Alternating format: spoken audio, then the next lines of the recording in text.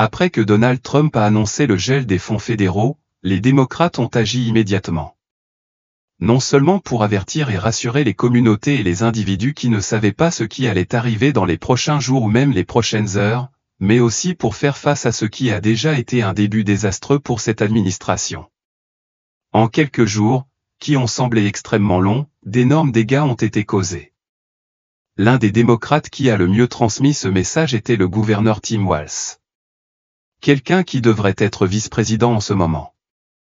Et quand vous verrez son attaque directe contre Donald Trump, qui l'a rendu furieux, vous comprendrez exactement pourquoi, si ce n'est pas déjà le cas. Analysons-le en profondeur. Mais avant de le faire, je vous demanderai de laisser un like sur cette vidéo. Et si vous ne l'avez pas encore fait et que vous appréciez notre contenu, abonnez-vous à la chaîne. Cela nous aide beaucoup et cela signifie vraiment beaucoup pour moi. Écoutons maintenant ce que le gouverneur Walz a déclaré cet après-midi. Glenn, merci.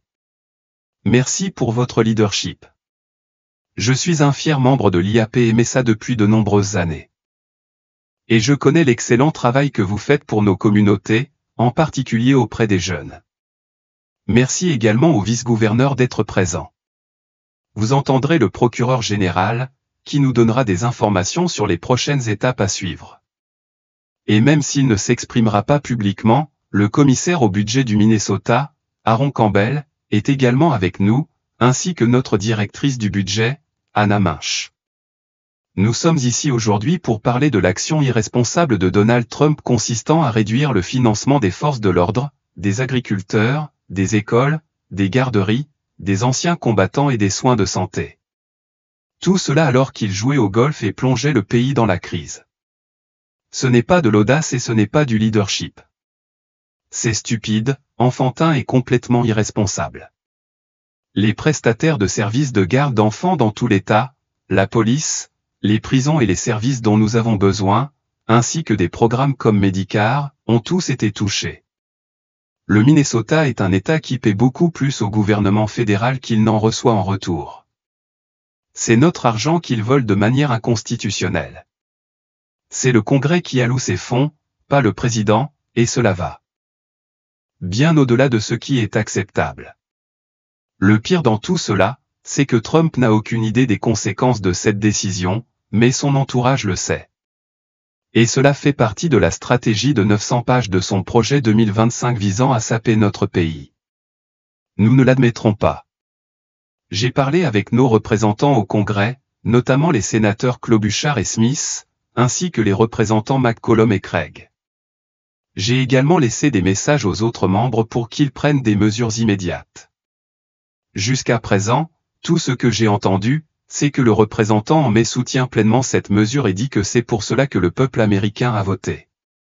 Mais personne n'a voté pour réduire le financement de l'UNCA, des hôpitaux et de la police. La presse du Minnesota ne devrait plus jamais écrire sur le financement de la police sans mentionner que Tom en mai a soutenu ces coupes. Il s'agit d'un abus de pouvoir scandaleux qui porte préjudice aux citoyens du Minnesota. Nous sommes ici pour faire tout ce que nous pouvons pour protéger notre peuple, mais je ne peux pas promettre que nous pourrons compenser les près de 2 milliards de dollars par mois que l'administration Trump retient illégalement. Ces fonds font une différence dans nos vies. J'exhorte le représentant en mai à défendre la Constitution et le Congrès, à se soucier davantage d'aider le Minnesota que de voler sur Air Force One aux côtés de Trump. Nous avons besoin qu'ils fassent leur travail. Nous ferons tout ce qui est en notre pouvoir pour combler ce déficit financier. Les agences de l'État, le bureau du procureur général et diverses organisations et ONG à travers l'État ont travaillé sans relâche toute la nuit pour faire face à cette crise sans précédent. Ils l'ont fait sans avoir reçu de directives claires du gouvernement fédéral. Je sais que vous avez beaucoup de questions, moi aussi. Car comment est-il possible que personne n'ait réfléchi aux conséquences de cette décision? On nous dit maintenant que la réduction du budget Medicare n'était qu'une erreur et n'a rien à voir avec cette situation. Je n'y crois pas une seconde. Il n'y avait aucune chance qu'ils ne savaient pas exactement ce qu'ils faisaient. Nous étions en train de déposer une demande de près de 350 millions de dollars pour assurer la stabilité de nos finances. Et je tiens à le préciser, dans cet État, nous payons nos propres factures. Je paie mes factures. Nous maintenons un budget équilibré. Cependant, à cause de ce qu'ils ont fait, nous n'avons pas pu répondre à cette demande. Non seulement cela est irresponsable, mais cela met en péril notre code de crédit et notre réputation. Mais, pour être honnête, je ne suis pas surpris. Après tout, nous parlons de quelqu'un qui n'a jamais payé ses factures et n'a jamais géré efficacement une entreprise. Ce n'est pas du Trump steak. Voici l'état du Minnesota et la vie de ses habitants. Il y a des enfants qui espéraient venir ici, des parents qui rêvaient de les amener ici. Et maintenant, tout cela est en danger à cause de cette proposition imprudente ou quoi qu'ils essaient de faire parce qu'ils n'ont même pas pris le temps d'y réfléchir. Mais ne nous leurrons pas, les personnes qui sont à l'origine de cette décision savent exactement ce qu'elles font. Alors, à l'administration Trump, je dis une chose très simple, nous nous reverrons devant le tribunal. Avant de répondre aux questions sur ce sujet, je tiens à être très clair. Nos agences sont prêtes à faire le nécessaire car, contrairement à Donald Trump, nous respectons la loi. Nous respecterons la loi telle qu'elle est. Et j'aimerais réfléchir à la situation dans laquelle je me trouve. Je comprends que les gens ont voté et que Kamala Harris et moi avons perdu une élection contre Donald Trump. 77 millions de personnes ont voté pour lui, soit 23% de la population. Mais cela ne lui donne pas le mandat de détruire la Constitution. Cela ne vous donne pas le droit d'enfreindre la loi. Ce n'est pas un permis de détruire tout ce qui fait fonctionner ce pays. Je travaillerai avec cette administration lorsque cela sera nécessaire, lorsqu'elle agira dans le respect de la loi et dans le meilleur intérêt du peuple. Mais ce n'est pas un de ces cas. Il s'agit d'un abus de pouvoir flagrant, destiné à nuire au peuple pendant que Trump joue au golf et que ses alliés au Congrès l'encouragent. Et si le Congrès ne fait pas son travail, à quoi sert-il? Pourquoi ne pas laisser Trump décider directement où va l'argent? Si les législateurs sont prêts à renoncer à leurs responsabilités fondamentales, à quoi sert leur existence? Et pourtant, Tom en mai nous dit que tout cela est parfaitement normal, que c'est pour cela que les gens ont voté. Alors je veux demander aux habitants de Saint-Cloud, avez-vous voté pour le définancement de votre police? Ont-ils voté pour réduire le financement de leur prison communautaire? Ont-ils voté pour réduire le budget de Head Start? Prendre l'argent des hôpitaux? Parce que c'est exactement ce qu'ils ont fait. Cela dit, nous sommes prêts à agir. Il est extrêmement difficile de combler ce manque financier en raison de l'ampleur de ce qu'ils ont fait. Ils ont souligné l'urgence de la situation et l'impact que cela aurait sur de nombreuses personnes. Les habitants du Minnesota ont pris conscience de cette nouvelle et s'inquiètent désormais de l'impact que cela aura sur eux. Que peuvent-ils faire? Je leur dirai de rester à l'écoute des nouvelles. Nous n'avons pas toutes les réponses pour le moment, mais des gens ont travaillé toute la nuit sur ce sujet. Nous avons été en contact avec des agences, des partenaires et des gouverneurs. J'ai parlé hier soir avec d'autres gouverneurs et avec la National Governor Association, un groupe bipartisan qui travaille ensemble. Je ne sais pas s'ils ont déjà publié une déclaration, mais ils y travaillaient hier. Les associations de procureurs s'attaquent également ensemble à ce problème. Je pense que ce que beaucoup d'entre vous ont découvert, c'est que si vous pensez que parce que vous êtes dans un État rouge, vous êtes en sécurité, vous ne l'êtes pas. Les États rouges dépendent davantage des services fédéraux, comptent davantage de personnes vivant dans la pauvreté et moins de services étatiques pour les soutenir. Nous avons donc besoin que les gouverneurs de ces États aient le courage de s'exprimer et de défendre leurs citoyens. Je pense que cela arrivera. En attendant, restez informés et restez à l'écoute des annonces officielles. Soyons clairs, cette situation met en péril de nombreux programmes. Nous n'avons pas parlé de tout le monde car nous ne connaissons même pas l'ampleur de l'impact de cette décision. Les programmes qui ne dépendent pas directement du budget, comme le financement des projets de recherche par le NIH, sont également menacés. Si le financement d'un projet de recherche en cours de développement depuis 7 ans est supprimé et qu'il se retrouve soudainement à court de financement, c'est la fin du projet. Ce n'est pas quelque chose qui peut simplement être réactivé plus tard.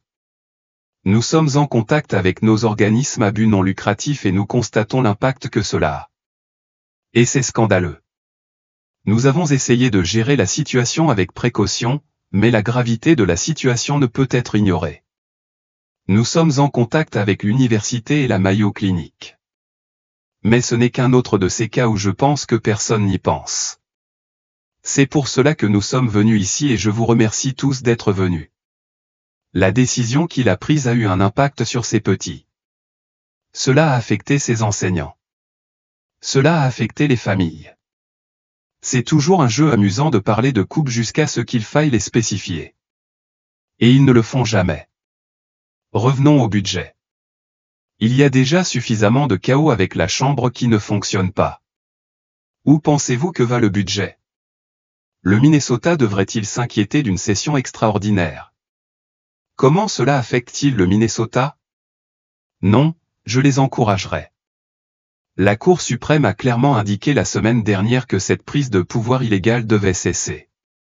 Nous savons tous que nous sommes dans une situation 67-67. Et maintenant plus que jamais, nous avons besoin qu'ils reviennent, car nous aurons besoin d'aide lorsque tout cela arrivera.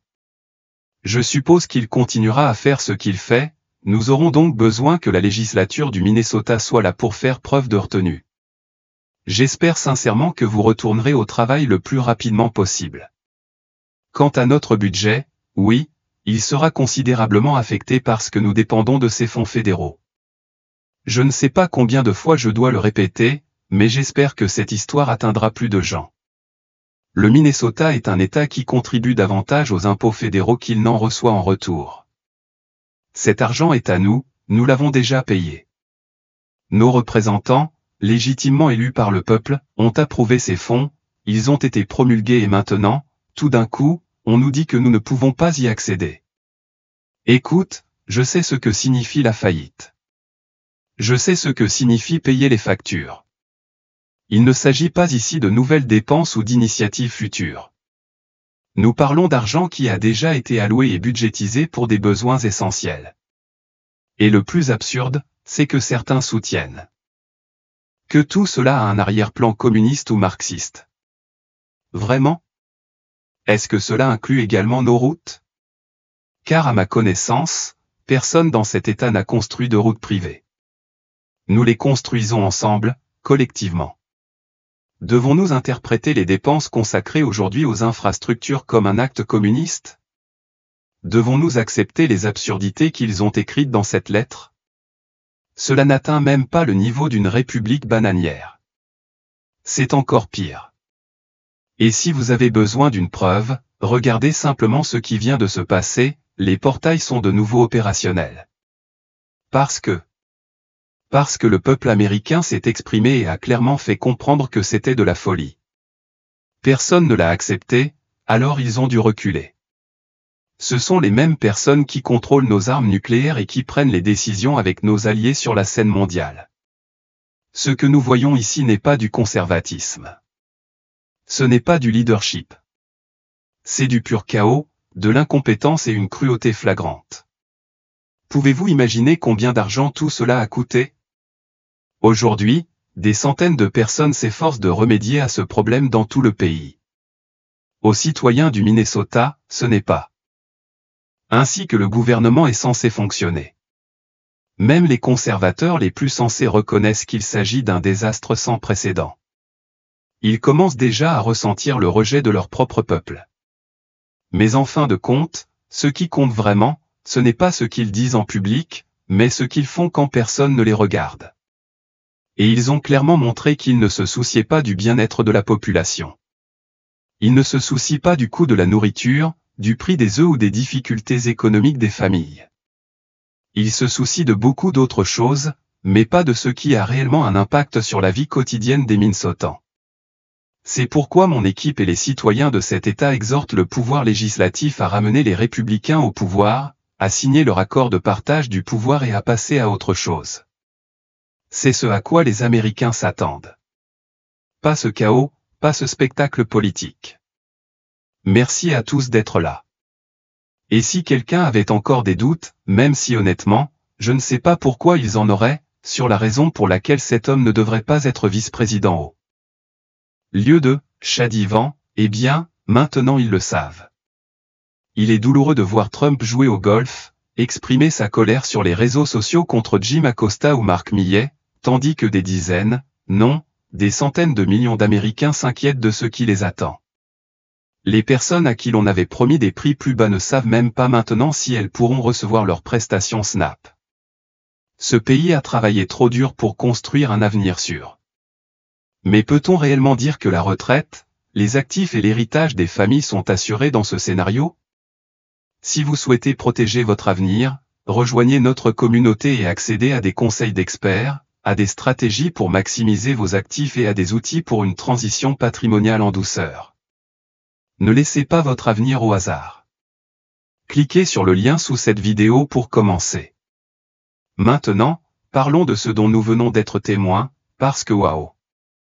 Ce n'était pas seulement un discours. C'était un coup direct porté à Donald Trump. Tim Walz ne s'est pas retenu du tout. Et la première chose à noter est l'intensité de sa colère, sa frustration était évidente dans chaque mot, dans son langage corporel, dans son ton. Walz ne lisait pas seulement une déclaration, il était en colère. Et, honnêtement, c'est tout à fait normal.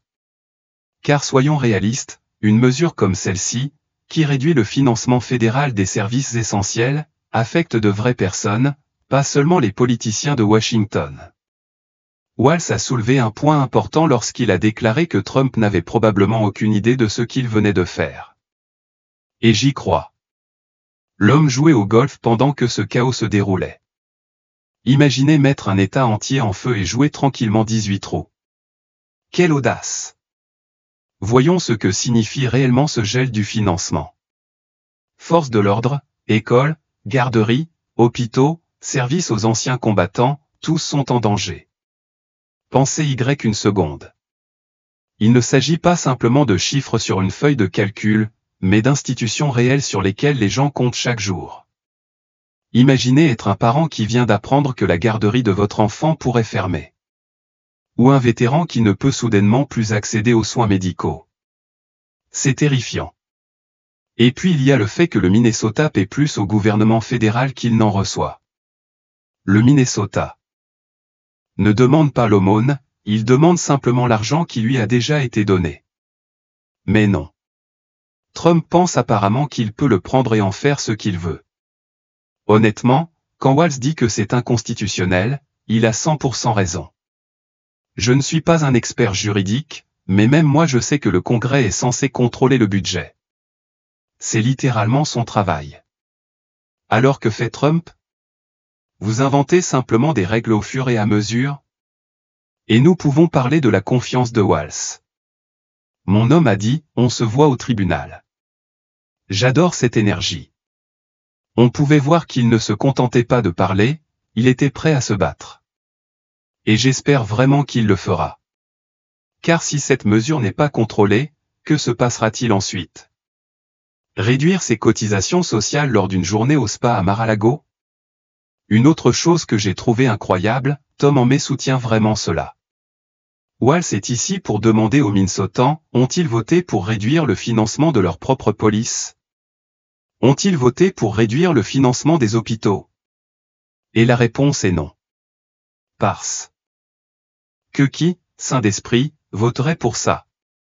Je suis vraiment étonné de la rapidité avec laquelle certains politiciens tournent le dos à ceux qui les ont élus juste pour rester dans les bonnes grâces de Trump. C'est presque comme s'ils ne se souciaient pas de la gouvernance réelle. Ils ne se soucient que de rester dans vos bonnes grâces. Mais ne prétendons pas qu'il s'agit simplement d'incompétence.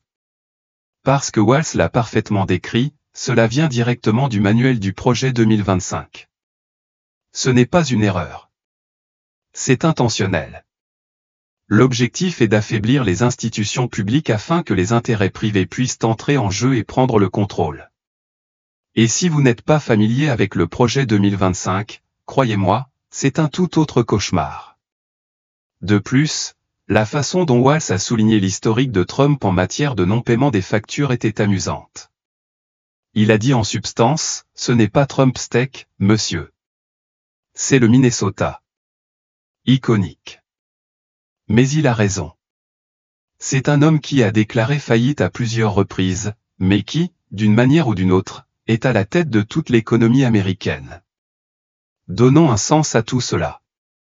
Et enfin, parlons de la déclaration finale de Walz. Trump joue au golf pendant que les Américains souffrent. Je veux dire, il n'a pas tort. Si l'histoire nous a appris quelque chose, c'est que Trump fera toujours passer sa vie avant le peuple américain. Qu'il s'agisse d'échapper au fisc, de minimiser les crises ou de retenir littéralement des milliards de dollars de fonds fédéraux, il fait toujours passer ses propres intérêts en premier. En fin de compte, toute cette situation est tout simplement exaspérante. Ceux qui souffriront véritablement des conséquences de cette crise ne seront pas les riches politiciens ou les grandes entreprises, mais les familles ordinaires qui dépendent de ces services essentiels pour survivre. Alors oui, cette indignation ne concerne pas seulement ce qui s'est passé, mais aussi les personnes concernées. Si cela ne suscite pas la colère des gens, je ne sais honnêtement pas ce qui le fera. Je veux connaître ton avis. Pensez-vous que Walz a raison dans ses déclarations, ou pensez-vous qu'il y a quelque chose que nous négligeons? Laissez-le dans les commentaires car ce n'est pas un problème mineur. Parlons du désastre budgétaire absolu dans lequel nous nous trouvons. Les gens se sont réveillés et ont découvert que des financements essentiels avaient été anéantis du jour au lendemain. Et quelle a été la réponse des dirigeants? En gros, un haussement d'épaule et un « bonne chance ». Pardon, quoi? Comment quelqu'un peut-il se réveiller un jour et décider que la meilleure chose à faire pour le pays est de rendre la vie encore plus difficile à des familles qui sont déjà en difficulté? Et il n'essaie même pas de le justifier avec des arguments solides. Il ne nous donne que des excuses vides et évasives. Mais le président de la Chambre des représentants a été clair, il ne s'agit pas seulement de chiffres froids dans un budget. Nous parlons de vraies personnes. Les familles qui dépendent des prestations SNAP pour se nourrir. Les étudiants qui ont besoin d'un financement scolaire pour leurs études. Chercheurs qui dépendent des subventions pour poursuivre leurs travaux. Et sans avertissement, ils sont tous laissés à la dérive comme s'ils n'avaient aucune importance. Parlons maintenant d'un autre mythe dangereux, l'idée selon laquelle les États conservateurs vont bien et n'ont pas besoin d'aide. La vidéo le montre clairement. Il existe cette croyance absurde selon laquelle si un État est à tendance républicaine, il est automatiquement à l'abri des difficultés économiques. Mais la réalité est exactement le contraire. Beaucoup de ces États dépendent fortement du financement fédéral car ils ne disposent pas de programmes étatiques solides capables de subvenir à leurs besoins. Alors, quand des coupes budgétaires comme celle-ci se produisent, qui est le premier à en souffrir? Ces mêmes États à tendance conservatrice dont les dirigeants ont été à l'origine de ces coupes budgétaires.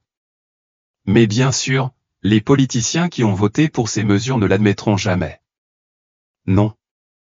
Au lieu de cela, ils resteront confortablement assis dans leur bureau et prétendront que tout fonctionne toujours normalement, tandis que leurs propres électeurs sont écrasés par les politiques qu'ils ont soutenus. Et puis nous arrivons à Trump. Ami. L'homme joue littéralement au golf pendant que des millions de personnes paniquent, se demandant si elles parviendront à mettre de la nourriture sur la table. Sérieusement, fait-il autre chose que jouer au golf et publier des messages de colère sur les réseaux sociaux? Parce que, honnêtement, s'il y avait une compétition olympique pour la déconnexion de la réalité, Trump remporterait à maintes reprises la médaille d'or. Pendant ce temps, les gens perdent la tête quant à ce qui arrivera à leur avenir et tout ce que nous obtenons de lui, ce sont des attaques aléatoires sur Internet contre Jim Acosta et Mark Millet. Et n'oublions pas le chaos absolu que tout cela a déclenché. La vidéo soulève un point crucial, il ne s'agit même plus de conservatisme dans sa forme traditionnelle. Il ne s'agit pas ici de réduire la taille du gouvernement, ni de responsabilité budgétaire, ni d'aucun des autres mots à la mode qu'ils utilisent cette semaine pour justifier l'injustifiable. Non. Il s'agit d'un dysfonctionnement pur et simple. Ce sont des gens qui lancent des idées en espérant que quelque chose fonctionnera. Cela revient à jouer avec les moyens de subsistance des gens comme s'il s'agissait d'une simple expérience. Mais le pire, c'est que ceux qui prennent ces décisions ne subissent pas les conséquences de leurs actes. Ils continueront à avoir leur assurance maladie, ils continueront à recevoir leur salaire, ils continueront à vivre leur vie sans souci. Pendant ce temps, c'est la personne moyenne qui devra faire face au désordre qu'elle a créé. Et s'il y a quelque chose de vraiment exaspérant dans tout cela, c'est le manque total de responsabilité. La vidéo l'explique parfaitement, chaque fois que les hommes politiques parlent de réduire les dépenses publiques, ils le font de manière vague et généralisée. Ils disent « nous devons réduire les dépenses publiques inutiles ». Mais ils ne précisent jamais exactement quels services vont être supprimés ni qui sera affecté. Parce que si c'était le cas, les gens deviendraient fous. Un groupe d'enseignants dit « je suis désolé, vos élèves n'auront pas les ressources dont ils ont besoin parce que nous avons décidé que les réductions d'impôts pour les milliardaires étaient plus importantes. » Imaginez que vous regardez une mère célibataire en difficulté dans les yeux et que vous lui dites « Eh, je sais que vous comptez sur les prestations SNAP, mais nous avons décidé de les supprimer. » Un autre moment de « baiser du chef » dans ce désastre absolu. Les tribunaux disent désormais que cette prise de pouvoir doit cesser, mais au lieu de régler le problème, ils redoublent d'efforts. Comment pouvez-vous regarder ce désordre et dire « vous savez quoi, nous allons empirer les choses ?» La logique est inexistante. Et nous pouvons parler de l'excuse absurde selon laquelle le marxisme et le communisme se cacheraient dans le financement. Amis, nous sommes ici pour parler de route. Route. Qu'est-ce qui permet aux gens d'aller au travail, à l'école, à l'hôpital, vous savez, les besoins de base. Mais il semble que l'entretien des infrastructures soit désormais trop radical. Quelle est la prochaine étape? Vont-ils dire que les bibliothèques sont une conspiration socialiste secrète? Les panneaux d'arrêt sont-ils trop progressistes désormais? Ne peut pas honnêtement. Cette vidéo devrait être visionnée obligatoirement car elle révèle exactement ce qui ne va pas avec notre leadership actuel. Les personnes qui prennent ces décisions sont tellement éloignées des difficultés des Américains ordinaires qu'elles pourraient aussi bien vivre sur une autre planète. Et le pire, ils s'en fichent. Ils ne s'en sont jamais souciés. Ils ne s'en soucient que lorsque cela les avantage. La dernière ligne de la vidéo m'a vraiment marqué, les Américains méritent mieux que ce chaos. Et c'est là la véritable morale de tout cela. Les gens sont fatigués. Elle est fatiguée de vivre constamment dans l'incertitude. On leur avait promis de la stabilité, des coûts moins élevés et une meilleure qualité de vie. Et au lieu de cela, ils sont laissés à eux-mêmes, tandis que les responsables continuent de se renvoyer la balle comme dans le jeu de la patate chaude. En fin de compte, ce n'est pas seulement une question de politique. Il s'agit de la vie des gens. Et le fait que tant de dirigeants traitent cela comme une plaisanterie est plus que dégoûtant. Alors oui, je suis excité. Si vous êtes également excité, faites-le moi savoir dans les commentaires, car nous devons en parler. Partagez vos pensées. Dis-moi ce que tu ressens. Et si vous ne l'avez pas déjà fait, assurez-vous d'y prêter attention, car c'est le genre de choses qui ne peut être ignoré. Ok? Je dois prendre une grande inspiration parce que cette vidéo me stresse vraiment. Mais si vous êtes arrivé jusqu'ici, merci d'avoir regardé. Continuons cette conversation. En attendant la prochaine fois, restez informés, participez. Et, pour l'amour de tout ce qui est censé